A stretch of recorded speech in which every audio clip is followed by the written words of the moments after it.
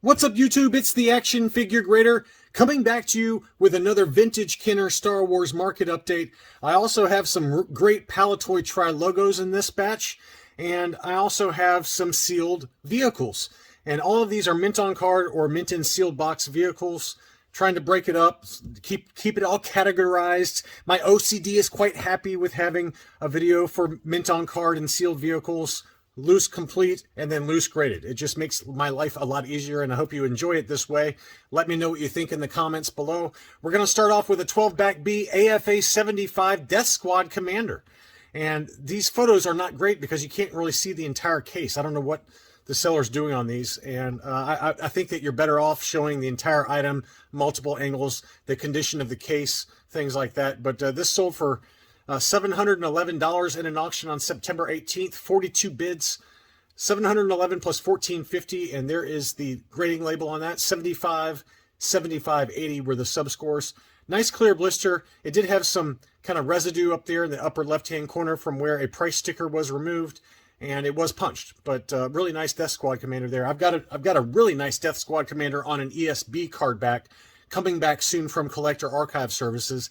And I tried out the new Bubble Protection Service, and that is an offering from Collector Archive Services where they overlay over the front of the card back as well as the blister and acrylic shield. And so we'll take a closer look at that whenever those items arrive back from Collector Archive. Here is a 20 back G Death Star droid. This was AFA 75 as well. And again, it's the same seller. I don't know why this seller uses these kind of photos where you can't see the entire case. I would not recommend that if you're selling a graded item.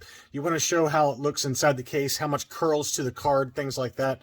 But here's the back of the sticker there, and it looks like it's got the Boba Fett sticker over top of what I assume to be the original kind of animation that shows the rocket kind of shooting out of Boba Fett's back, and you can see there's quite a bit of wear to that sticker. It looks like someone tried to attempt to remove that sticker unsuccessfully. There was also a pretty big crease, as you can see there, right near the Jawa Sandcrawler 2D version. And but you know, overall, a pretty nice example of the Death Star droid. And clear blister. It was punched, and I don't see any price sticker on there, but pretty good condition overall. $612. $612 seems like a pretty good price. And again, I think that potentially the seller, if he had better high-res photos of the entire case, probably could have hit closer to $800 to $900 on that. But that's just a guess on my part. The same seller also had this one, the 20 back G Snaggletooth. And this one sold for $1,100, AFA 80. And the subgrades were 80, 80, 85. Pretty clean card overall, although there was a little bit of wrinkling going on the blister. The blister looks like it's starting to pull away just a little bit from the card in the upper right as well as the upper left-hand corner. Potentially also yellowing a little bit. Hard to say, but it was unpunched, and there was no price sticker on there, so pretty good condition overall. You know, again, I think that if maybe it didn't have those blister issues, probably would be talking closer to $1,300 to $1,500. But, you know, maybe this is a sign that high-grade early card backs are starting to pull back a little bit. I don't know. It seems like some of the early card backs that sold at Hakes certainly held up pretty well in the last auction. All those prices seem to be pretty high overall. But maybe this is a sign that you know, we're starting to see maybe a little bit of a pullback in these 20 backs. $1,100, again, $1,450 shipping. Here was an ungraded but mint on sealed card die-cast land speeder. It did include an acrylic case. Really clean overall. A little bit of color-breaking creasing over there in the upper left-hand corner. Some more creasing there above the hang tab and to the right. But overall, pretty solid quality. Clear blister, a little bit of wave to the card. Really nice example of this die-cast land speeder. Probably would grade it out at about a 75, would be my guess. And here is the back of the card there. You know, you can see a little bit of wave to the card, but overall, a very nice, clean example. And that one sold for 442 Australian dollars, which is 286 US dollars and change. I think that was a pretty great price for, admittedly, an ungraded die cast. And, you know, the big concern I have for mint on card die cast is that, you know, these die cast pieces can be pretty heavy. And I just worry about shipping some of these, because I have seen a lot of these kind of, the blisters kind of crack in shipping. But this was a nice clear blister, looked to be in fantastic condition.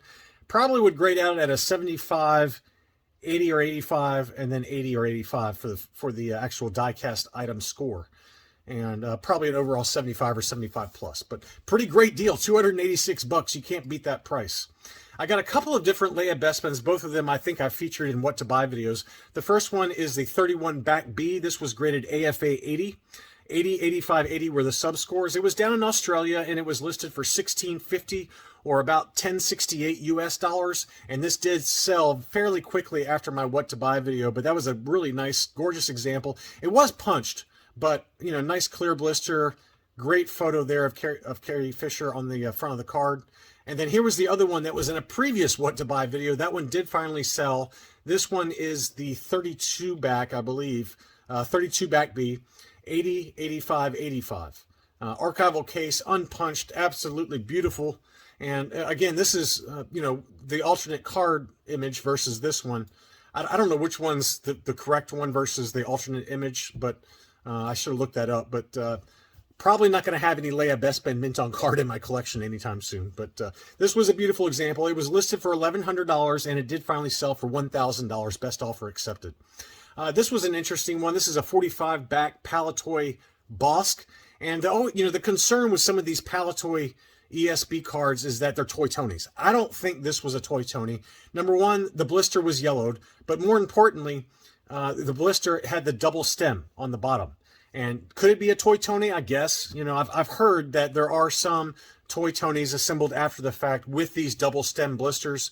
But to me, when I see it yellowed like this, it just looks like a legitimate item. The weapon was not taped to the inside, which I don't know. I'm not a Palatoy expert, so I don't know if these 45 backs had the weapons taped to the inside or if that was just a Kenner US card thing. Somebody probably knows out there, but I am not that person. But the card was very clean looking.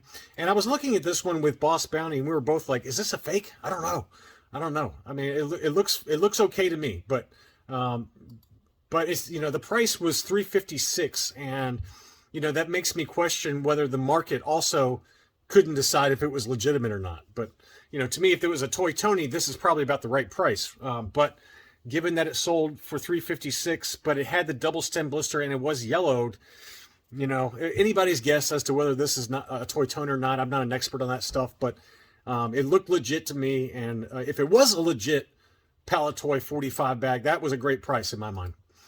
Here was a 47 back Yoda.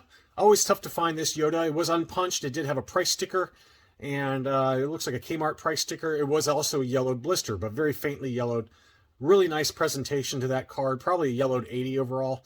And the price was $518 on 34 bids plus $10 shipping. I thought that price was very fair for the condition. It did have a little bit of a crease there on the back. As you can see, the seller was kind enough to highlight it. A little bit of scoring or something going on right near the hang tab, and potentially that's an ink mark. I don't know, which would preclude it from being, you know, graded. Yeah, probably a 75. I forgot about this one. This photo also shows a pretty pronounced kind of spider vein there on the bottom right-hand portion on the front of the card going through that free 4-lom offer. So probably a 75 at best. But, you know, this stuff right here, you know, it looks like it's got ink marks on it, which would get it. You know, AFA or UKG probably wouldn't touch this because of that. You could send this in to Collector Archive Services for their preserved grading. And what is that, you ask? Well, all they do is they loose grade the figure based on what they can see inside the blister. And then they'll encase it. They'll say it's the 47 back ESB card back, but it'll be a loose graded score. You won't get a score for the card, the blister, figure, you know, the 3 sub-scores like you normally would for a mint on card. Even though it's a mint on card, you know, it would just be a figure score.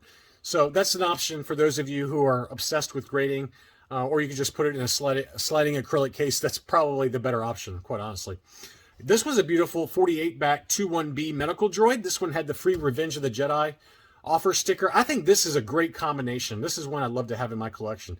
There's something about the blue of the 21B action figure combined with the blue of that Revenge of the Jedi sticker that just really pops. It's a nice combination. This had the gold circle price sticker on there, and it was punched, but pretty clean card overall, and it sold for $448.48. Now, you know, again, if this was unpunched and graded like an AFA 80, for example, you could probably either double that price or pretty close to it, $800 to $850, pretty easily, I think, for a nice high-grade example. But this one looks pretty good overall. It did have some edge wear in the lower left-hand corner on the side of the card there. One little tiny crease below the Kenner logo, but I don't know. I think this would probably grade out at a pretty low 80, maybe a 75 plus with AFA, but that was a really gorgeous example. I love that combination, though. Look how good that looks. So again, $448 plus $980 shipping took that one home. Now we're going to get into some Palatoy Tri-Logos. There were a bunch of Tri-Logos that sold here recently, and this is probably the best of the bunch. This was an AFA 80 plus Palatoy Tri-Logo Last 17 Han Solo in carbonite. And this blister is kind of known to crack on those corners where that carbonite block sits inside the blister. It's just really easy to crack that blister. But that was a gorgeous example. And let's see if we can get a close-up of the label there. AFA 80 plus, 80, 85, 85 were the subscores. It doesn't get much better than that. That is a gorgeous card. And the price reflected it, $1,513 plus $15 shipping. That sold on September 21st in an auction, too, for 47 bids. Pretty nice example. I thought this was a great buy. This was an ungraded Palatoy Tri-Logo Ben Kenobi. And, you know, it's hard to say what it would grade out at because, like with a lot of these Palatoy Tri-Logos, the blisters do get damaged really easily. They're very fragile. The blister score on this is probably at best a 75. The rest of the card looked clean, just some late edge wear at the top of the card, as you can see. Little scratch down there below Ben Kenobi's name pill. The back of the card looked really clean. Let's see if we can get a better shot of that. Very clean on the back of the card, just some light edge wear again, upper left-hand corner. Probably, you know, honestly, it's probably grayed out at about a 75 plus. That would be my guess. And mainly because of the blister. The blister on these, are, you know, they're so easy, and they're so easy to get dinged up. And it's got some dinging in the on the lower portion as well as the upper portion. It looks like it's crunched in on the front as well. But whatever. This is a gorgeous Ben Kenobi, and it sold for $352 plus $20 shipping. I thought that was a very good deal. Very fair deal for a nice Palatoy. This was the Tri-Logo Stormtrooper, and it was ungraded. It did have, it looks like some damage from removal of the price sticker in the upper left-hand corner. Lots of edge wear. You can see a lot of white all around the edges of the card back. Probably would grade out at about a 75 at best, if not a 70. Some light dinging to the blister there. This one was the etched blister. You can see the etching on the on each of the corners there. But pretty good blister, really. It's just that bad part right there where the price sticker was removed. If you have a vintage mint on card with a price sticker on it, either let a professional that takes those off, let them do it, or just leave it. I mean, to me, I think leaving the sticker on there doesn't hurt it, and it tells a nice story about what the prices used to be. But anyway, it was listed for 450 pounds, and the best offer that was accepted was 400 pounds. That equates to about 425 US or so. Here was a nice example of the Tri-Logo Yak Face, very desirable card, unpunched. Did have some wear here and there on the card, a little bit of crinkling and dinging on the blister. Only one bid. It was listed for $19.99.99 plus $10 shipping. One bid took that one home on September 21st. I mean, we talked about a few of these that have sold into the high 2000s, you know, $2,800, $2,900. So I think that was a pretty fair deal given the condition. And it was very clear in the listing that this was not a recard, that this was absolutely a vintage mint on card. So that was a great deal, I think, for a mint on card Tri-Logo Yak Face. Another last 17 figure. This was the A-Wing Pilot Tri-Logo AFA 80 plus with the big new figure £1 59 sticker that came straight out of the Palatoy factory, unpunched, but a very clean card, graded yellowed 80 plus, 85, 80, 85. It was listed for 600 pounds, and the best offer that was accepted was 450 pounds, which that's probably getting close to 480, 490 US dollars. And given that in the last Hakeshaw auction, we just saw a loose graded A-Wing Pilot that was, I believe, an AFA 85 that sold for 360. So to get the mint on card for, let's call it 480-ish, that's a pretty good deal. That's a really good deal. Very high grade. It was a yellow blister, but very faint yellowing. I think that was a fantastic buy.